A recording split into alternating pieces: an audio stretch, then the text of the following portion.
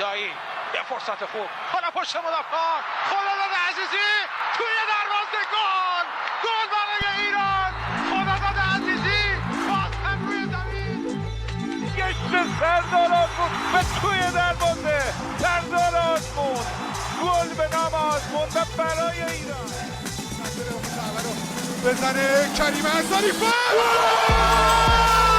گل توی دروازه کریم انصاری دروازه پرتغال باز شد علی دایی سام توپ توی دروازه اشتباه حرکتی از کوچان نژاد فرصت برای کوچان نژاد توی دروازه گل برای ایران. یه لحظه اشتباه از بازیکن ما فرصت برای مسافه تک به توی دروازه گل برای الجزایر. یه اشتباه وحشتناک از بازیکن تیم ملی ایران و ایران صاحب توپ هستن. حرکت قشنگ نورافکن میتونه پاس بده خیلی میبره تو صندوق روی دروازه و توی دروازه بالاخره دروازه الجزایر رو ما باز میکنیم. علیرضا جهانبخش که گل زنی میکنه کاپیتان تیم ملی فوتبال ایران موفق گل زنی میشه. اشتباه خوش جبران میکنه رو عقب بیاره رو عقب نمیاره اشتباه میکنه. موقعیت برای الجزایر هست داخل محوطه جریمه ضربه که زده شد در برگشت فرصت پس و دروازه ما باز میشه. اینجا ببینید توپ رو می آورد رو به عقب قشنگ میزد زیرش عابدزاده. Hello everyone and welcome to the Bezan podcast. My name is Arya Allahverdi. I'm joined by my good friend Sahand Salari. How you doing, man? Doing good, Arya. Thanks for having me on. Thanks for coming on. Today's episode will be an analysis of Iran against Algeria, friendly match which ended 2-1 to the North Africans.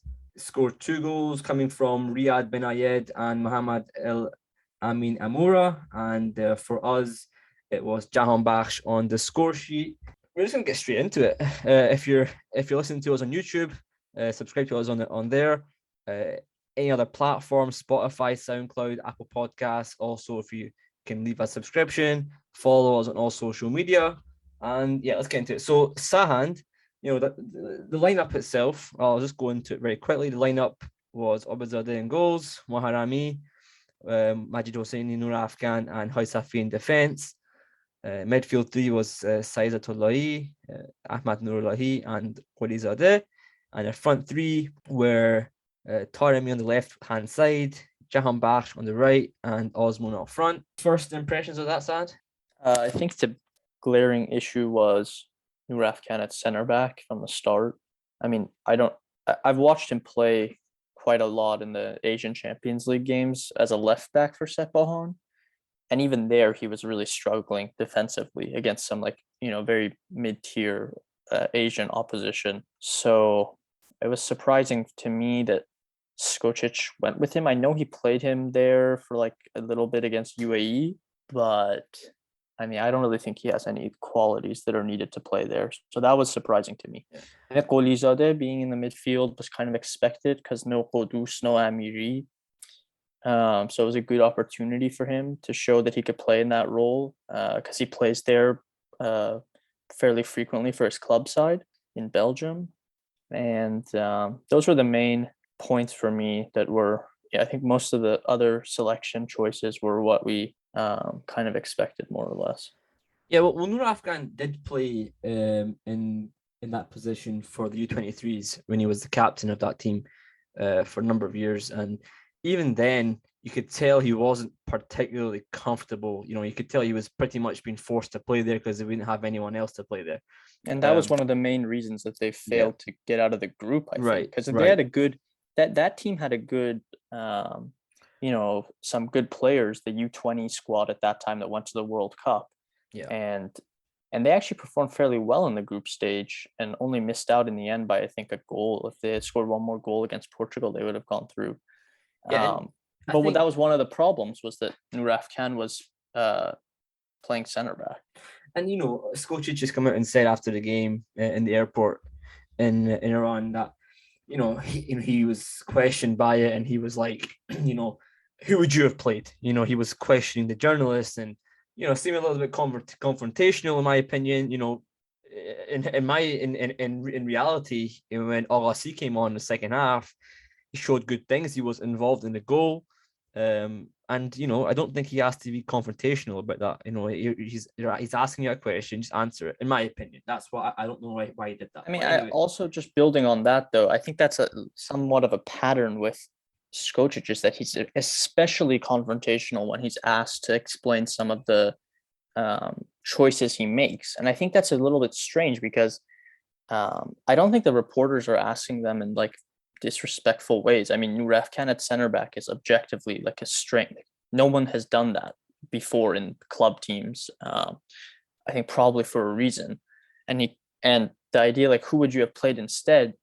Like, just the guy you brought on in the second half in place of him would have been fine, clearly.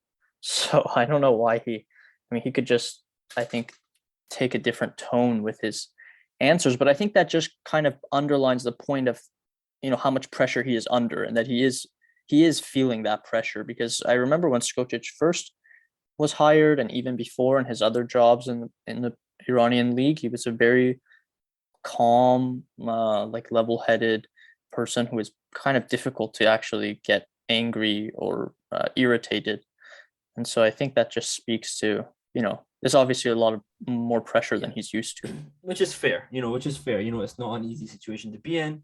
And the camp that he was given, by the federation, as we mentioned in the previous podcast, it was ridiculous, ridiculous camp, to go to Doha and train all that and just get a game, that's it, it's not good enough, and I know he spoke to the sports ministry before the game, and the players did as well, which is always good. But how much is that going to impact their decision making? I don't know. I really don't know. I don't know how much that's going to help us in September. Next question for you, Sans. Obviously, Taremi was at left wing in this game. I mentioned it on the previous podcast that could be something he'll do, and he did do it. He played him on the left wing. It wasn't particularly successful, the way I would have hoped. And obviously, I think Algeria, although they played a very kind of weak side from their perspective, it wasn't a particularly strong side. They played, they played well. They did what they had to do, and they dealt with Azmoun and Taremi's threat. What did you think of that? I mean, I find it very hard to attach any blame to Azmoun or Taremi, because when they're stranded basically on an island, and our midfield can't function at all and get them regular service, get them involved in the build-up play, then I think you're asking for them to, two-handedly create some, miracle or some chances by themselves, which they did initially, I think, with Javanbakhsh. But once the Algerians settled into the game, they found it very difficult. And I think, and that kind of speaks to some problems that we had in the qualification phase as well. And Azmoun and Taremi were also isolated then, and our midfield was still not, functioning properly in terms of getting them good quality chances regularly. But the difference was the Asian opposition we were playing were fairly weak. I mean, let's just call it what it is. Playing UAE and the current version of Iraq is really it's not saying much. And they were able to create things, just feeding off scraps and take their chances. But in terms of build-up play, that's not going to be enough against higher quality opposition like we saw. No. So, well, I mean, we'll come on to the midfield in a second. But as far as I'm concerned, there were things in this game that, especially in the first half, I almost like I was surprised that they were on the pitch. Like, for example, like Nourollahi, I don't even remember him doing anything in this game, touching the ball once. I don't remember. For example, I remember Nourollahi touching the ball a lot, and I think that was part of the problem, was that when we were trying to play out of the press, and most of the passes from our defenders, from our center backs, from our fullbacks were actually being funneled to Nourollahi, who couldn't even often receive the ball properly to then orchestrate the play. Like, the ball would die on his first touch, and we'd have a turnover. Go ahead. We'll come on to that. We'll come on to that in a second. But there's a lot of that happened during the game. Individual mistakes that made things difficult for us to kind of implement any plan that we did have. That was set. Hopefully, it was set in training camp in Doha. But I want to come on to something that's very important, I think, is to discuss the role of Goalizadeh and Jahanbakhsh when they're playing in the same team. Most of the time in qualification, there was Jahanbakhsh on the left wing, Goalizadeh on the right wing, and then they were coming inside. This game, they played them on the same side. Goalizadeh was playing the number 8 on the right hand side of the midfield three. Jahanbakhsh were playing on the right hand side of the front three.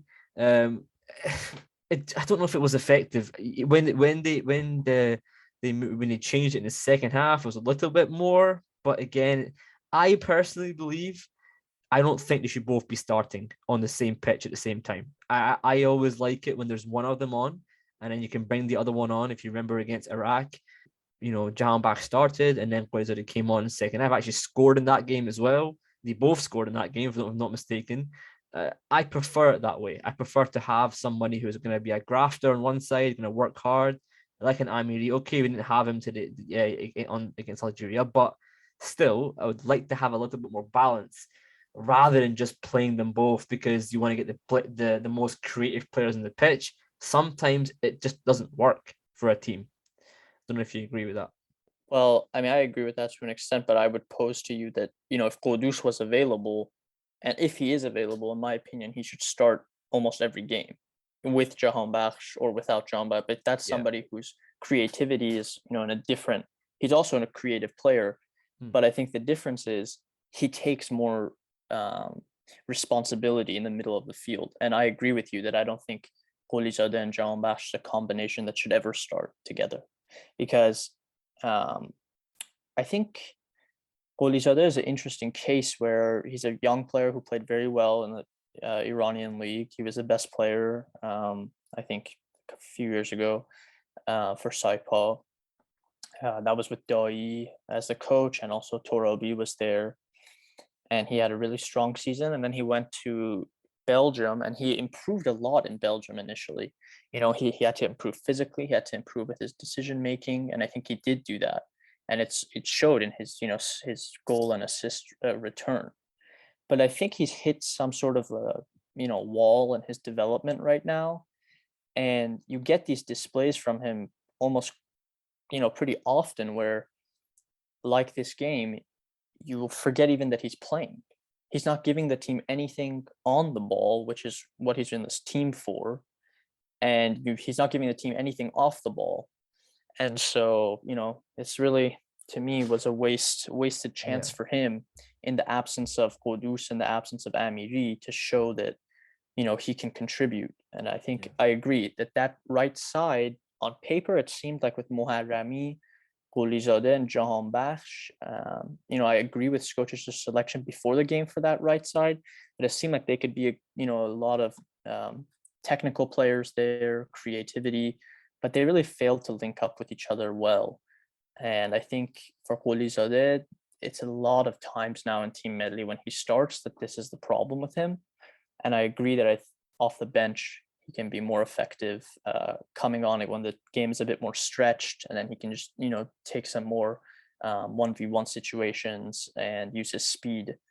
But in that 3-man midfield, it looked like he was a little bit unsure with his positioning, where he should, show for the ball, and where he should stretch the game. And so I think it just created a lot of confusion. Yeah, definitely. And I think I want to come on to this before we move on to the first half performance analysis overall. Obviously in this training camp, a lot of problems. They even said that there was an issue with the pitches, issue with the team bus on the first day. There wasn't enough buses to carry the whole squad plus the staff. There was obviously the heat in Doha was very tough to train in. All these things, I think even the pitches weren't lined, because it was pre-season. They haven't lined the pitches yet, so they had to do it themselves, like with cones or whatever. Adding on to this, what we've just said, how much of what we've just said how much does that contribute to what we just said? Obviously he hasn't performed quite as it, or it will come into Abedzadeh as well, or Noor Afghan. How much does that side of things contribute to how they performed in this game? I mean, I think it contributes. I think the whole team had a very frustrated feeling going into the game, in terms of how the camp went, and obviously it seemed like they were kind of lethargic, and the Algerian team seemed much more energetic, and I think that might just be the effects of, having trained in Doha for the past 2 weeks. But I mean, even on that point, we had Mario Tot on the podcast, and he said it was their decision to go to Qatar as the backup plan. It was the coaching staff's decision. Nobody forced them to go to Doha. It was an option that was there for them, but they could have easily said, look, we've analyzed the situation in Doha. It's going to be over 100 degrees Fahrenheit during the day, every day. We're only going to be able to train for a limited amount of time after, say, 9 or 10 p.m. every day, which is, I mean, that's a very limited window. And we've also could easily analyze the condition of the pitches. I mean, how hard is it to figure out, okay, the pitches that we've been selected to train on, are they in good condition? I mean, that's something that can be verified beforehand. And from that, you can just say, okay, it seems like the best case scenario now is to just stay in Tehran. We can have double training sessions a day. The weather will permit it. And then we could fly out to Qatar like the Algerian team did a couple days before the game. And I think that's what Azmoun even said, he would have preferred. And a lot of the other players seemed like that would have been their preference too. So I just think it's weird that Skocic is complaining about that when that was a decision that he made. Yeah. Well, I mean, you brought up, how it was their decision. They also decided not to play against New Zealand. Obviously, the Uruguay game, there was also rejected. Now, I don't want to get into that. They've said... Well, just in all fairness, the New Zealand game, I think, was rejected by Skocic before the Canada situation. So initially, they were saying, okay, we could play this game in Doha against New Zealand, and then we'll also have the Canada games. And I forget if the New Zealand game was going to be before or after the Canada and Ecuador games in Canada. Mm-hmm. And at that point, Skocic was like, there's just no point for us to, have the players travel. So that I think, made sense. But this was his decision. His decision after the Canada situation was canceled, and when they said we're trying to organize some friendlies in Qatar, was to base the team in Doha. Right. He wasn't forced to do that. Well, here's the thing, right? Look, for me personally, right, I think the players have all kind of unanimously said that this training camp wasn't good enough. Simple as that. So when Mario Todd said to me, yeah, but there's other national teams training here as well, and we're not the only ones here, so they must be doing something right if there's other teams here, blah blah blah. In my opinion, I don't agree with that. Look, I get what you're saying. Yes, other teams are here. Doesn't mean we need to do the same thing. Doesn't mean that what they're doing is correct just because they're there as well. Do you know what I mean? Yes, you could easily say that. Yeah, there's 10 teams here. They must be doing something right. Yeah, would they be there by choice though? I mean, Australia. That's the thing. Australia had a qualifier for the World Cup there. Yeah. I mean, so did Peru. So did New Zealand. Like they had to be there. Right. We didn't have to be there. We have a training, and this idea that the Qatari facilities are like, so excellent or whatever. I mean, maybe they are most of the time, but the facilities in Tehran that we have are very high level too, and the pitches are in great condition, and the weather is much more bearable for the players than summer in Qatar. So I think it was just, and I think the federation even confirmed afterwards that the choice to go to Qatar for the duration of the training camp was Skocic's choice. Right.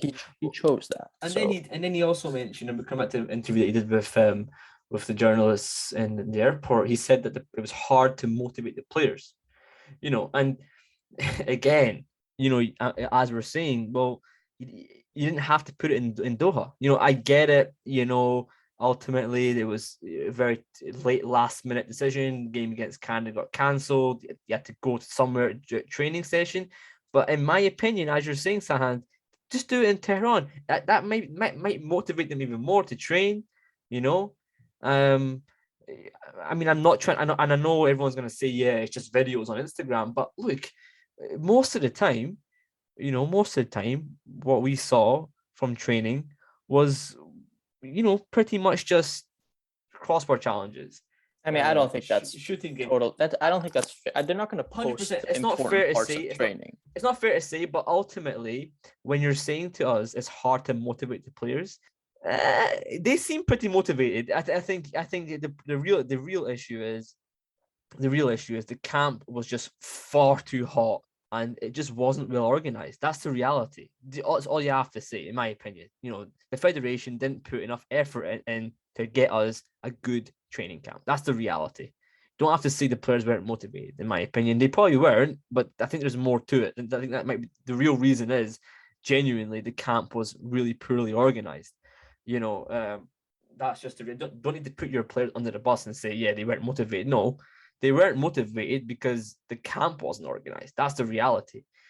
Anyway, moving on to the first half performance. Goals conceded. The first goal was conceded. You know, it was a goal from I've got his name here, from Riad Benayed. Pretty simple goal for him. You know, what do you think of that?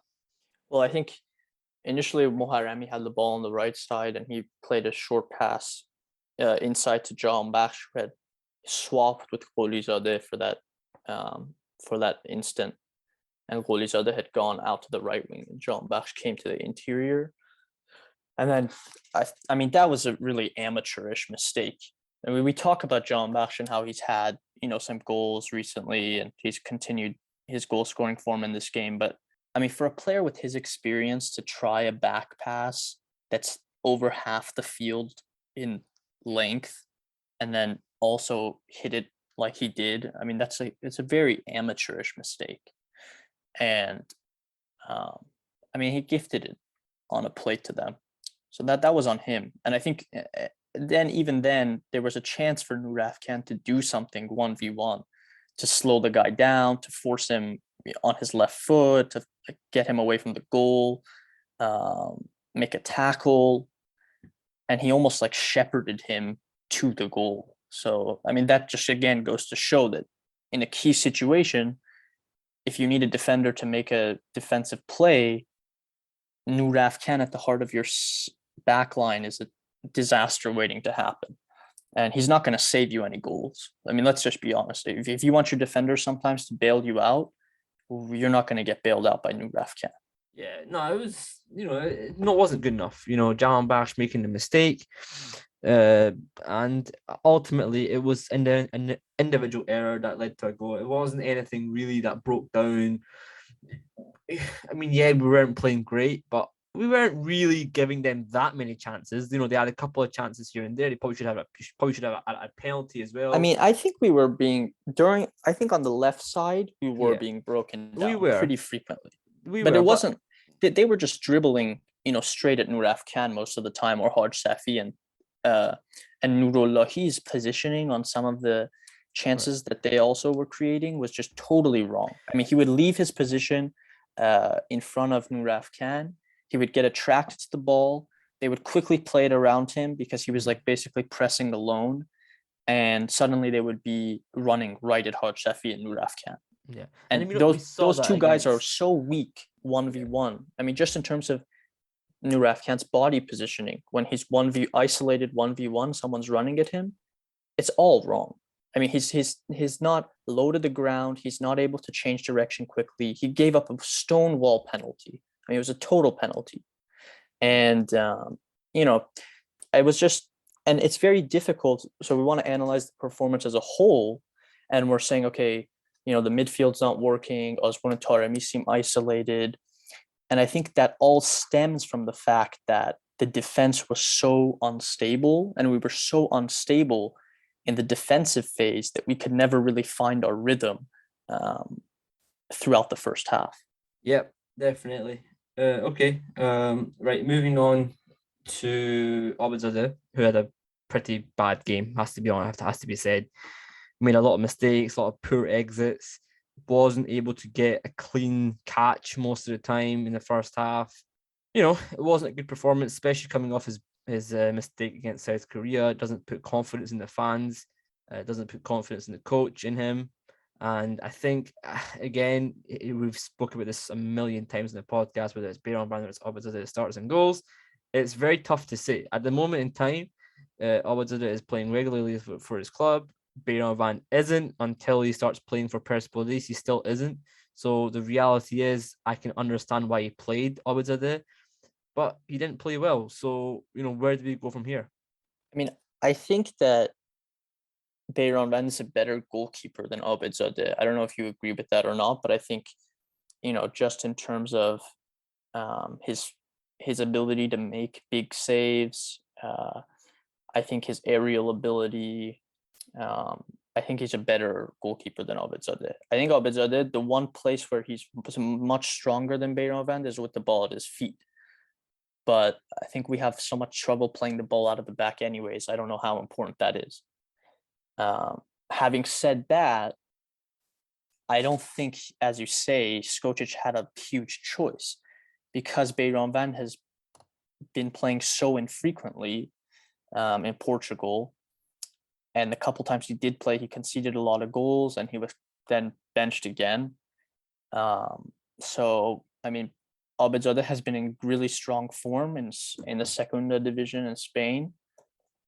And I think, he deserved to get a chance, because Bayram also had some shaky games against Lebanon. The goal was in large part his fault, and against South Korea as well.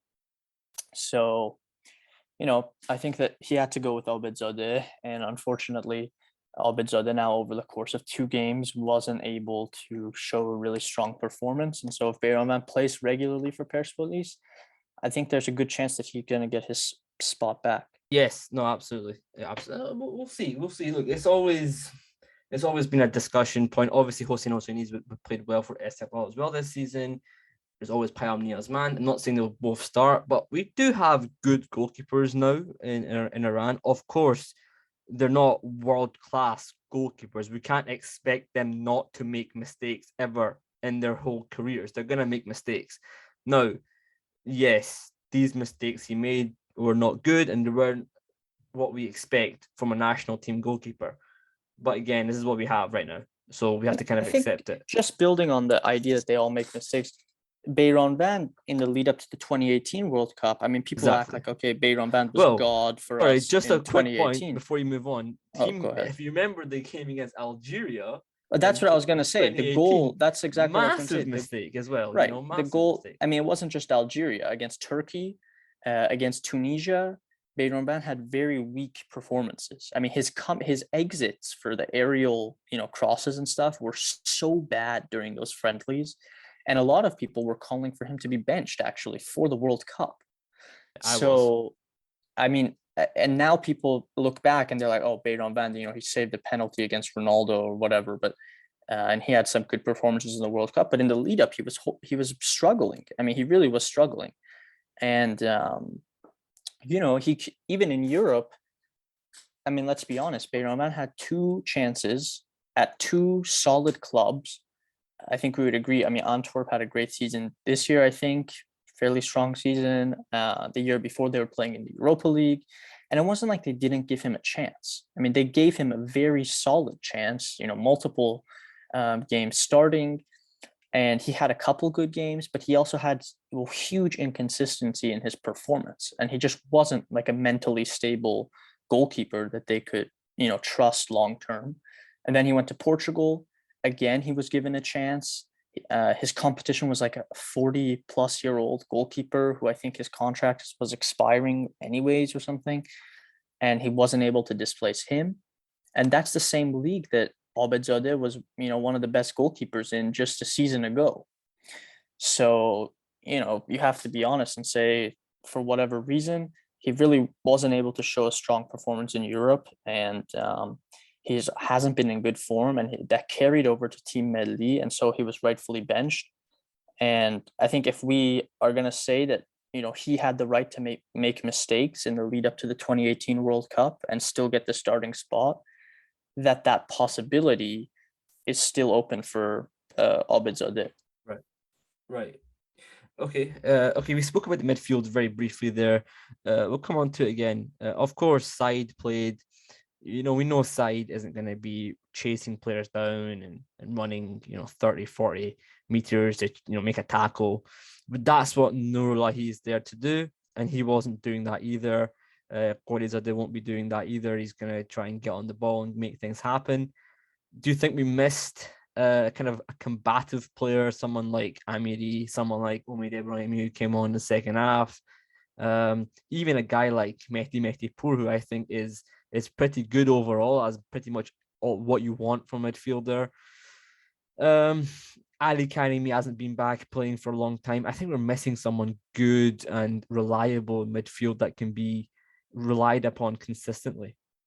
Yeah, I mean, I think you hit the nail on the head. I mean, Izzatullahi showed the performance of a player who hasn't played professional football in months. I mean, he played a couple Champions League games for Algeria or whatever, and they lost like 8-0 in one of those.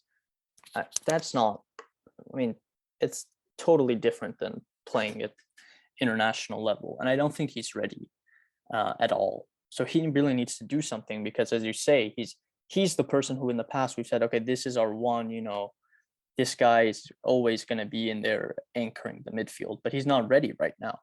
He's just not in playing shape. Doesn't have match fitness. He's not sharp.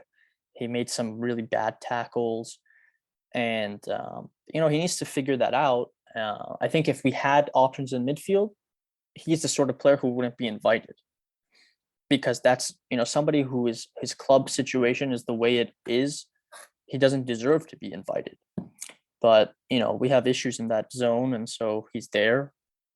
I think on touching on Nourollahi point, I think Nourollahi has some qualities.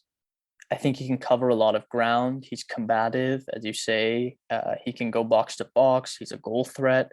But I just think that the responsibility the coaching staff is giving him right now is way too much for him, and it doesn't match his skill set at all. Yeah. Nourollahi is somebody who can shuttle around the field. He can break up the other team's play. He can make very short, 5-10 yard passes. He can try and get box to box, be a late runner for crosses into the box, but he can't be the brain of the team. And so it's like they're basically setting him up for failure in that he has so much to worry about. So now he's supposed to cover ground. He's supposed to be the main guy getting the ball from the defenders, switching the play. He's supposed to support the offensive midfielders. And then in the second half, they're playing him as a number 10. So I think it's just way too much responsibility for somebody who could be effective if he was just given, a limited scope of responsibility. All right, let's speak about the second half, Sand. Give me your thoughts. I think that the second half was a little bit better because we finally put on a regular center back. So that it totally gave us, more stability. And even in terms of our build-up play, I think our build-up play suffers if we have somebody like Nourollahi at center back, because he's so one-footed that he will often take like 3 or 4 extra touches to circulate the ball, where he could just take one or 2 touches and then play it with his weaker foot, his right foot. So I think that extra touches allows the other team to start their press, and it allows them to push up the field, and then suddenly we're having to play the ball long, or we give up a turnover or something. So I think getting Arifa Al-Ghassi in there already improved the play a lot. I think Nourollahi was still struggling defensively a lot down the left side. I know he had an assist. That was a nice assist, but Azmoun, who came on, was running at him every single time. Yeah. And he couldn't deal with him. I mean, he really had no clue what to do. So, we were still suffering. He was getting nutmegged and everything. It was, I didn't even know it was Azmoun when he came on. I thought it was someone else. I didn't realize it was him. But then when I saw it, I was like, okay, that's not surprising, because, Azmoun isn't a particularly great player in Serie A. He's all right. He's like a decent player, nothing amazing. But he came on, it looked like Lionel Messi in his prime. You know what I mean? And that just shows the gulf in class. And the players who are going to play in the World Cup are going to be stronger than him. And Gareth Bale, Sterling, if they're running at Nourafkan, we really don't have any chance. So I think that was a struggle, but I think the team's play in general, I thought was a little bit better. I still struggled to see what Nourollahi was giving to our play at all. I think he moved up to like a number 10 position. He really wasn't doing anything. Golizadeh, surprisingly, after doing nothing for the first 45 minutes, was still on and basically doing nothing again for another like 30 minutes. So that was very weird to me too. Yeah, you know what's surprising to me though? Go ahead. Obviously, it's not bringing on Allahverdi Sahand sooner. You brought him on the 85th minute. I don't understand. You've taken off Azmoun. Fair enough. You want to create some more chances. You want to bring on more creative players. Okay, do that. But he brought on Milad Salak. Why? Why are we doing this to ourselves? Like I just don't understand it whatsoever. What did Salak do? Well, I mean, I agree. I think that one thing that was strange was when he decided to bring Azmoun off was exactly that the next person, I mean, logically, if you're taking Azmoun off, you're going to bring a forward on. And that forward, I think, definitely should at this point be Allahverdi. And we should really be looking, in my opinion, given, he's playing at a level in England that I think most of the Welsh team is playing, championship level players. And in terms of the physicality, it's very similar to what the likes of Wales, England, and America are all going to be confronting us with. So I think Allahverdi could really be a key player for us in this World Cup if we use him properly. And the fact he's getting like 5 minutes, I mean, I don't know how Sarlak is going to help us in a World Cup. I would really be shocked if he even makes the squad. So I think that was a very weird choice by Skocic. And yeah, I thought even in the 5 minutes Allahverdi came on, he stretched the game. He was already taking people on. And so, yeah, that was weird to me. yeah. But, ultimately, I think also the way that we subbed with 3 subs at half, then we had the Hossein-Zadeh and Mahdi Pour subs, and then we had the Allahverdi sub late on. So that's a total of 6 subs. And I think that it really, the way that the substitutions were made, the change in system, I think we had a change in system also in there. It threw the second half off a little bit, in my opinion. And so it was very disjointed. We had like 10 or 15 minutes with one group, 10 or 15 minutes with another group. And so, it's hard to say how much can you take away from that sort of setup. Because, in a real game, that's not going to be how the substitutions are going to happen. So, well, one change that was good that I thought was quite impactful was Omid Ebrahimi. When he came on, kept the ball. That's one thing that's very key for us. Can we keep the ball in midfield? Can we just keep possession? Not let the ball get overturned. And he did that. There was a couple of times, of course, he's not been playing regularly for the national team. Like the goal that they conceded, he was a pretty not a great pass back to Nourafkan, who obviously gave it away ridiculously, but at the same time wasn't a great pass back. But other than that, I thought he played quite well. Omid Ebrahimi, I think, I would like to see him in squads going forward in September, hopefully, and then in the World Cup. I'd want to see him. Maybe he doesn't have to start, but I think he should be playing for the national team. I don't know why he wasn't part of the qualification at all. It's 13 months since he got a last call up, and he's come in and he's done quite well. I don't see why he wasn't called up, in my opinion. And then, other than that, I mean, he's been playing well for a really long time. Yeah, in the Qatar League. When we spoke to Talk, he said he had a great season, but it was like he's been having a great season for the past many months. And so it was weird to me. He seems in great physical shape. He has experience of a World Cup. And given the issues that Izzatullahi is having, Nourollahi, I mean, let's be honest, Nourollahi this season in the UAE has been a rotation player. I mean, that's the truth. He was benched in a lot of key games for this Uzbek midfielder in the Emirates and for Shabab Al Ahli, and he's not in great form. So it seems weird that we haven't had Ebrahimi being worked into the rotation already. But I think it just points to one of the bigger themes that we need to really sort out now. I mean, we have 2 or 3 games left before the World Cup, and the key group of 15 players, like 11 players and a few subs, is still not really obvious, at least to this coaching staff. And that to me is, getting a little bit concerning now. We should have a starting 11, and we should have 3 or 4 players that are always, trying to force their way into that starting 11. But it seems like we have a kind of an extended pool with still guys like Sarlak, Nouraf, kind of lurking around the team and just kind of confusing matters even more. So I really would have liked to see, Omid Ebrahimi start this game, in my opinion. I think it would have given us a lot more balance. And I think even somebody like Mehdi Pour, who had a strong sub appearances against South Korea and Lebanon, he could have been afforded more minutes too. But yeah. Second goal conceded, of course, as I said, was a pass back from Omid Ebrahimi to Nouraf, who gave it away. And then Amine Amoura finished it off. What can you say? We'll come on to Javanbakhsh goal as well. Obviously, Nouraf was involved in that, got the assist. But just to come on to this one first, we were in a great spell for the game. Not great, but we were playing well. We were keeping possession, creating chances, and then we made this mistake again. Another individual error. It didn't come from a mistake tactically.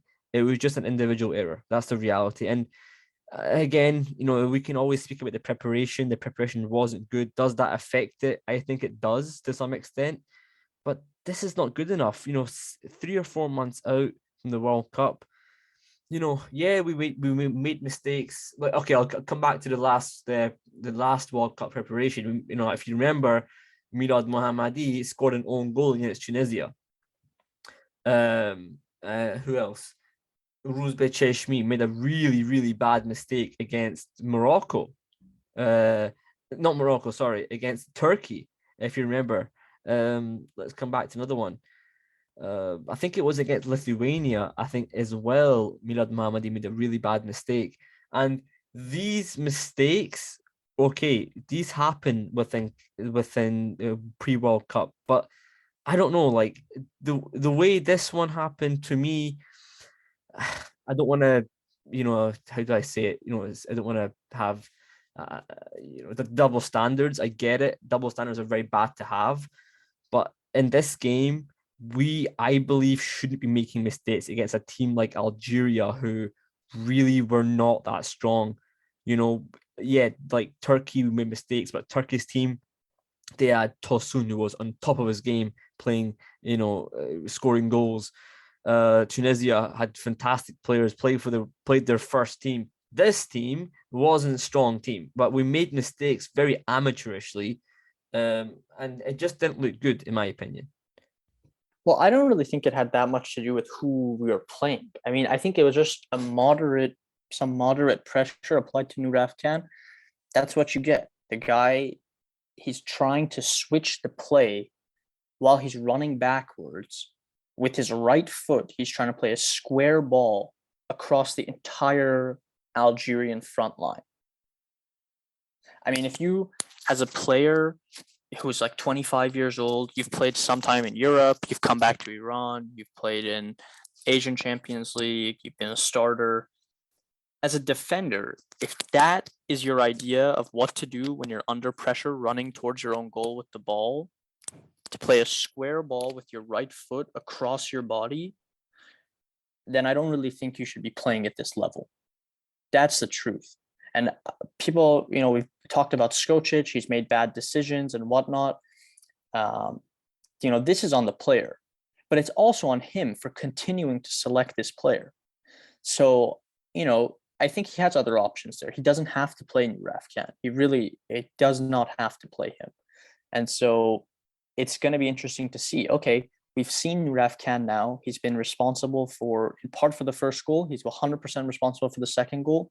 He was killed all night by the Algerian wingers. And as you say, it's not even like these are their first choice wingers. Still good players, but it's not even, close to the level we're going to play in the World Cup.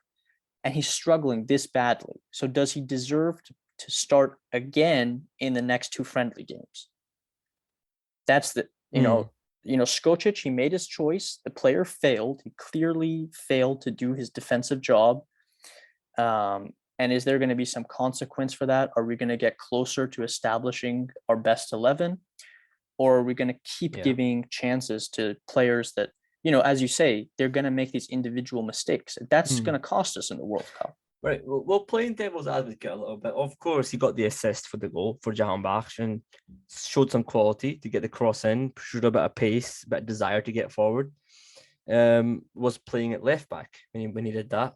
And it was a good goal. We got a nice little bit of play from Arasi, into Abedzadeh, lays it off for Nouraf Khan, drives down the wing, crosses it for Javanbakhsh, and it's a good goal, by all accounts, for Iran. But realistically, that was really the only meaningful chance that we did create in the whole game. Really, being honest with you, it wasn't really that much. And great from Nouraf Khan, great desire to get forward. That's what I like from him. I like that he gets forward, he gets himself involved in the attack. Maybe he's just not a great defender. I don't think maybe is the operative word. He's not a good defender. He's a bad defender, but he has, okay technical qualities. And even if you look at his good games for Sepahan, it all has to do with the offensive output. It doesn't have to do with anything that he's doing on the defensive end. And I think he has a strong left foot. He can get forward. He's an okay crosser of the ball. But ultimately in the World Cup, we're going to be asked to defend for long periods of the game. He's going to be asked to be 1v1 at times, hopefully not too often, but whoever's playing left back is going to have to deal with 1v1 situations against Sterling, against Bale, against Pulisic. So is he the person you think can do that? I mean, I don't think there's any chance for him to do it. I think Skocic has really tried to shoehorn him into the team as like a utility player. He's played midfield, he's played left back now, he's played center back. And I don't really think he's been convincing in any of those positions. So, my opinion, nice assist, good desire to get forward. And that's what we know of Nouraf Khan. He's a technical player. If he has time on the ball, he can pick out a good cross. But, which of those qualities make him a good option to play center back? Which of those qualities make him a good option to, hold the team defensively against a strong winger in a fullback position? Yeah, for sure. Okay, guys, we've got a lot of fan questions in this episode, so we're gonna go through them as much as we can if we haven't already covered them. If we have, then obviously, hopefully we answered it. And if we don't get to your question, then obviously that's just because there was too many to answer. Is it time to panic? About us reaching our objective, which is to get to the second round of the World Cup. Is it time to panic? And that question comes from on Instagram, Ka Mohebi. I would think. Well, we also have to keep in the context of our team that even in our other international breaks, we've always played so badly in the first of the games, because usually we have like 2 games, right? And always the first game, we've struggled a lot. I think the players just haven't played together for a long time. And even with 2 weeks of training, clearly, especially this sort of training, which is like 1 hour from like 9 to 10 p.m. or something, in still like almost 100-degree weather, they're just not, they're not cohesive as a unit. Then you're trying to make like 6 subs. So it's like, it's a lot of different things are happening. So in that sense, I think it's easy to overreact to them playing badly. We look around at our group. The English team lost 4-0 to Hungary. and they lost to them actually 2 times in a row in this international break. So, is it time to panic for them? Maybe. So I would say there's definitely a lot of cause for concern. I think there's still enough time to address some of the issues that we have, namely making sure we get the best players on the field, and really trying to cut down on individual errors. But having said that, time is ticking. Only 2 or 3 more friendlies, so we're going to have to see a lot of improvement in the next few months. Of course, on the back of this defeat, a lot of questions regarding coaching. Is he going to get sacked? Skocic, blah, blah, blah. Of course, whenever we speak about a new coach coming in, there's always the name of Carlos Queiroz that comes up. Just to clear it up, no, he's not coming back to the national team of Iran. It's not going to happen.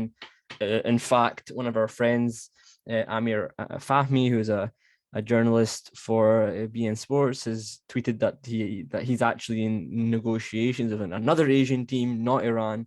I'm not going to say who it is, but he is not in negotiations with Iran, and I think Skocic will not get sacked. He will keep his job, and I think it's too late anyway to make a change. In my opinion, I think it's too late. Doesn't need to happen. If you were going to make a change, you should have done it a year ago. In my opinion, I've said it before, said it in March. If you were going to make a change, you'd make it a year ago. It's too late now. In my opinion, does it need to get sacked? No, I don't think he does. Yes, we haven't performed fantastically against South Korea, for example. We had some players missing. Against Algeria, not a great performance, probably one of our worst under Skocic. But to say you have to sack him, no, I don't think he needs to get sacked. Is he going to be? Does that mean if we don't sack him, then we're going to do badly in the World Cup? No, not necessarily. I don't think that's necessarily the case. That's my next question for you, Sahand. If let's say the question comes from Arya Rahimi on Instagram, he asks if and only if this becomes the last friendly, what positives can we take away? And is there any positives, for Skocic? Well, first of all, I don't think it's going to be the last friendly. I think we will have 2 to 3 more friendlies for sure. In terms of positives, I think there's some positives. I think the main positive is that certain players played so badly that it's going to be very hard to, justify trusting them in the starting lineup in a World Cup game, at least in the roles that they were, initially given.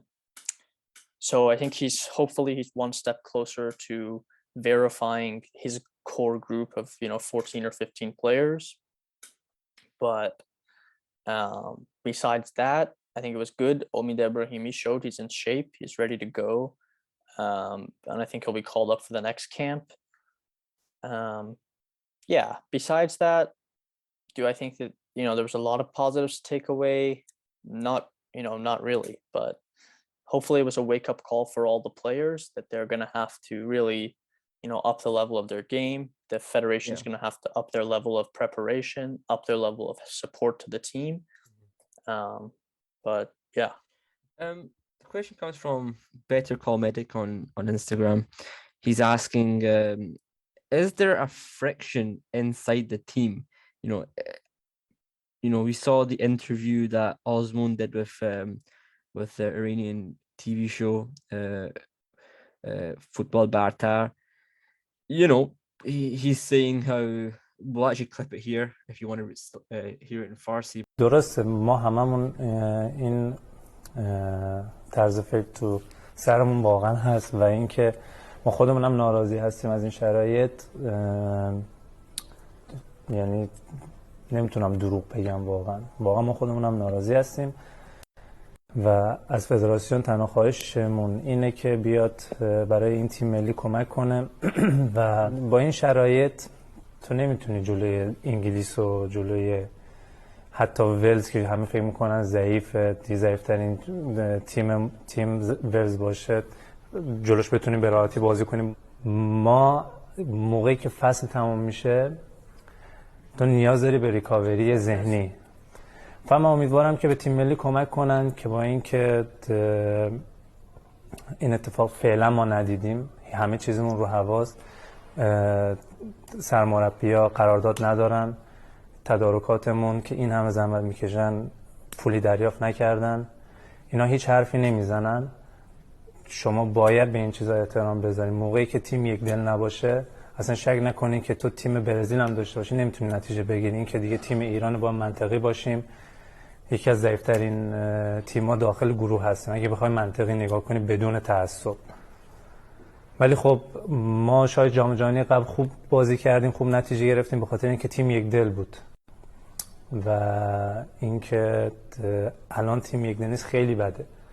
یه چیزی من به شما بگم، من هر قولی از فدراسیون‌های قبل تا الان بدم من دیگه باور نمی‌کنم. هر کی بیاد عمل کنم، قول برای من چه فایده‌ای داره؟ عمل کنن. یه مرد بیاد اینجا آقا عمل کنه، نه اینکه قول بده. اوکی منم قول میدم 10 سال دیگه یه کارخونه میسازم 2000 نفر میخوام بیارم یا 6 میلیون نفر میخوام بذارم اونجا، چه فایده‌ای داره؟ من باید عمل کنم، من مردم باید عمل کنم. تدارکات دکترا اصلا هیچ پولی دریافت نکردن. بابا اینا وظیفه‌شونه، باید اینا چیز کنن. اینا هم از کار زندگیشون میان برای تیم ملی میذارن. اوکی این برای ملت ایرانه، ولی دیگه باید دستمزدی باید بهشون بدن. اصلا راجب اینا هیچ حرفی نمیزنن. وقتی راجب این چیزا حرف نمیزنن قطعا راجب ما هم حرف نمیزنن. You know, he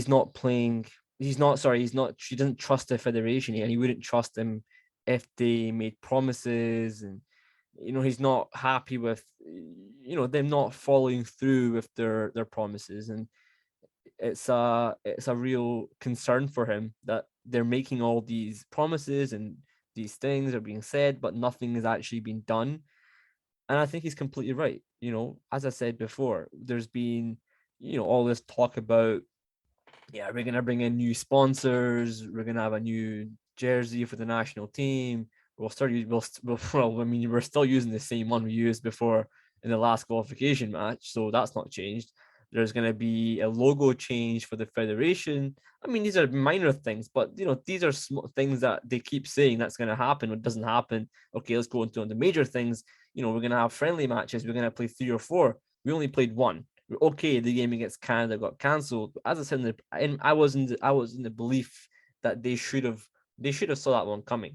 You know, the Canada game, in my opinion, was always likely to get cancelled at some point. So, in my opinion, they should have had a little bit more foresight to say, yeah, we need to have a good plan B. For the plan B to just be to go and train in Qatar, I think was a little bit premature, in my opinion.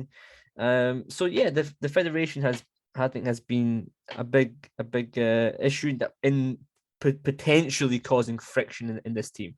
What do you think? Yeah, I mean, I think it can go two ways, right? Because we've had problems with our federation.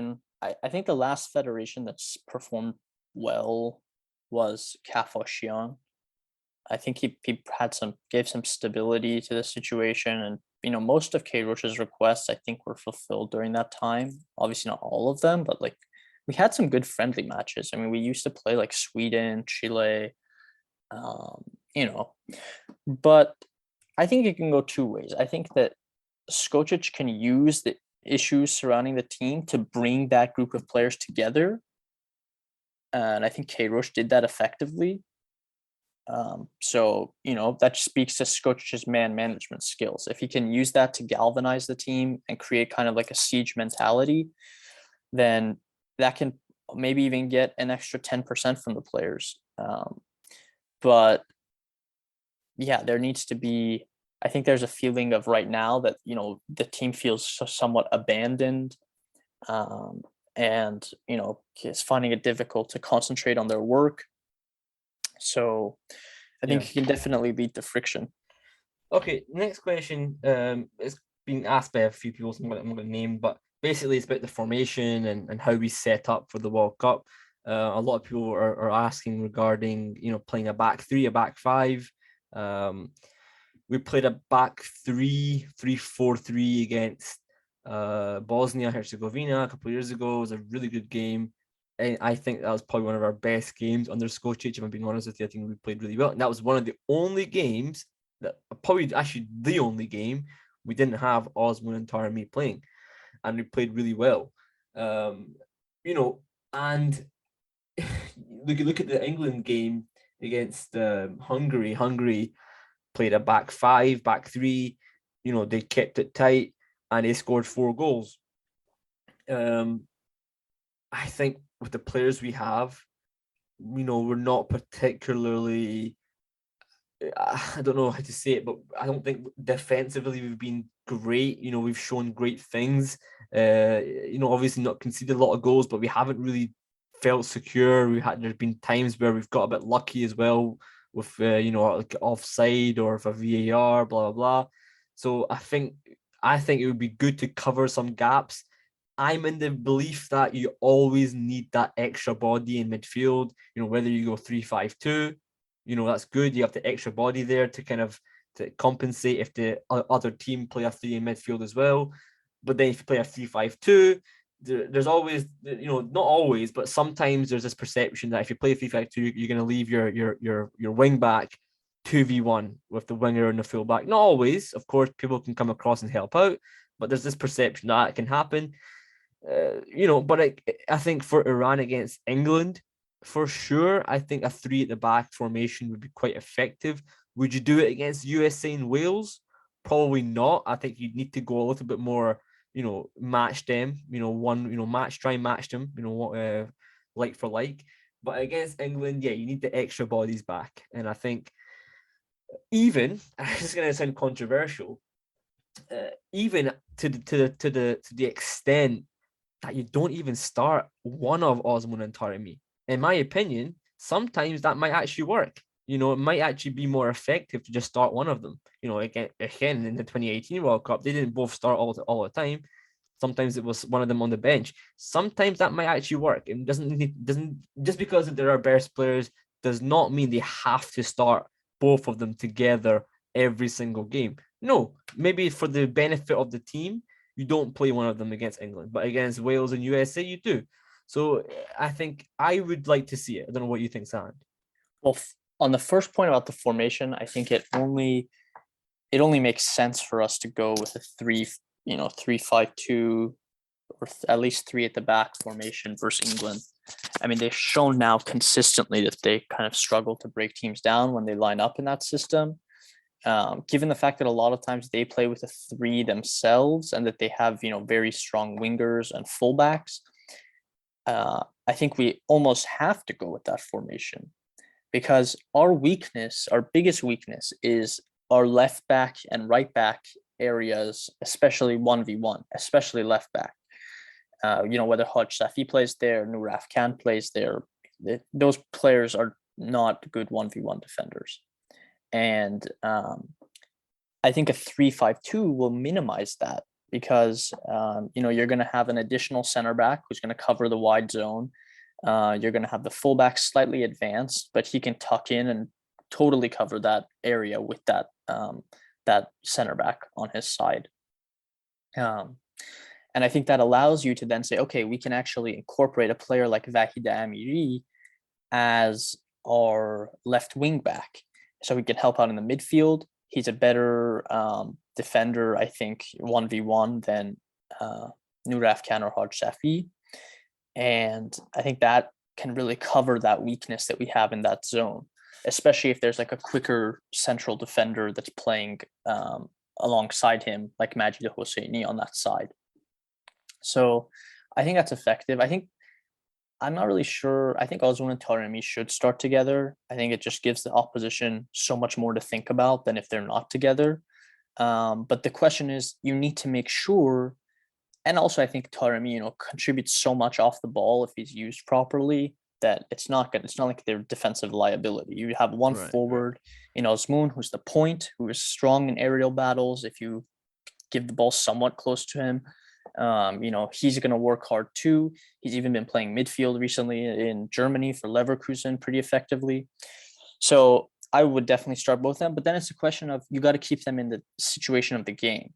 You can't let them be on an island. So, and for that, I think the role of Kudus is going to be really critical, because he's the only player I think in our squad that can link up the play, who can break the opposition press, who can keep the ball, and who can find those guys with more regularity. So Yeah. I think, playing him in a 3-man midfield with 2 defensive midfielders, I think that could be definitely something we should consider. And even for the, US and Wales games, if it works, for the England game, I wouldn't even be opposed to keeping that system, because I think it hides our biggest weaknesses, which is, like I said, the fullback zones and also the central midfield zone. If we're getting 3 bodies in there, I think that's definitely needed. It also helps Vaidai, who I think is very important to this team.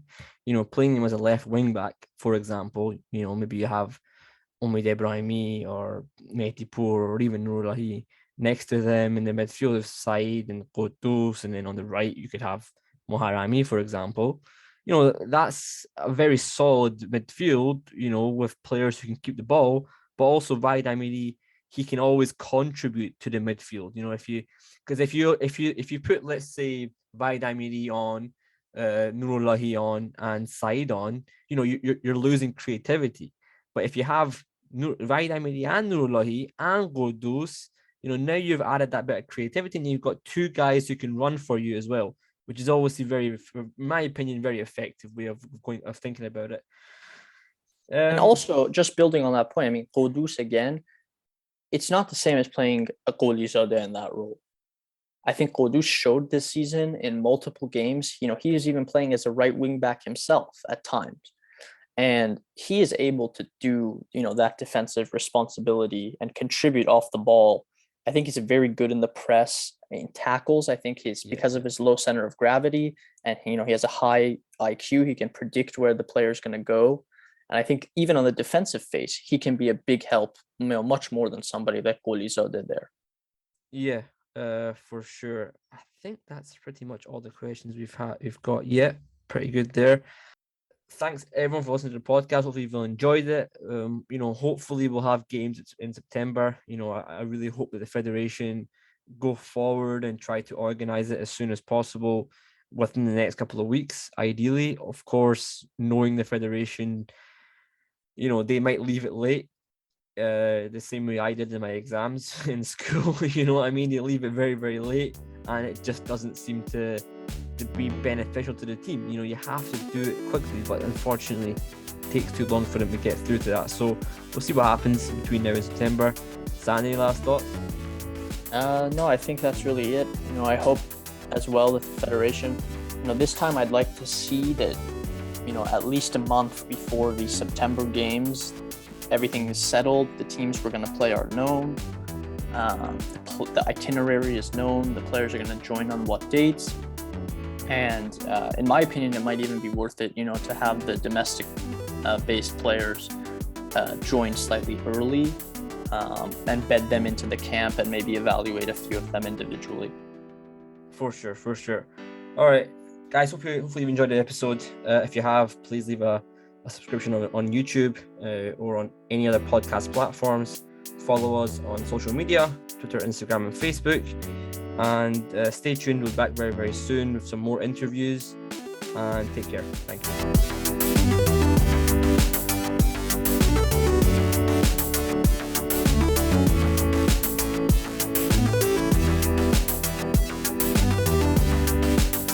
Hello, this is international football commentator Derek Ray from ESPN and EA Sports. You're listening to Goal Bezan podcast.